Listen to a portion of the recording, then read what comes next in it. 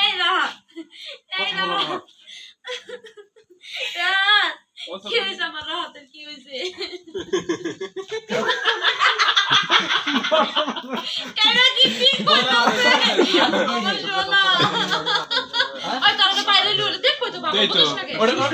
এই সোনার কথা কেন কি লাই যাই তো আমার কাছে দিয়ে দিছে বুঝাইয়া দেবে কিছু ভাঙা বাদ যাই থেকে মুখে এদিকে দে এনতে দেই রোল অ্যাকশন এই রাহাত কি হয়েছে তোমার রাহাত